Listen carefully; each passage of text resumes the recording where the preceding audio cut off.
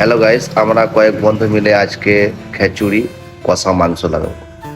তো আমাদের সমস্ত হাট বাজার হয়ে গেছে, দেখতে পাচ্ছেন। তো এখন সমস্ত সবজিগুলো ভেজে নেবো। তো আজকে খুব খুব এনজয় করবো আমরা সব বন্ধু মিলে। তো এখন মাংসটা কষে নিচ্ছি, মাংসটা কষা মাংস রান্না করছি।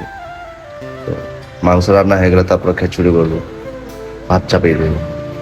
তো আজকে পার্টটা পুরো আমি করছি, রান্না জীবনে হয়তো খিচুড়ি প্রথম আজ রান্না খিচুড়ি করছি, জানি না কেমন হয়, ভালো না খারাপ। তো লাস্টে বোঝা যাবে কেমন হয়েছে না হয়েছে। আশা করি তোমরা সব ভিডিও দেখো আর বেশি বেশি করে শেয়ার করো।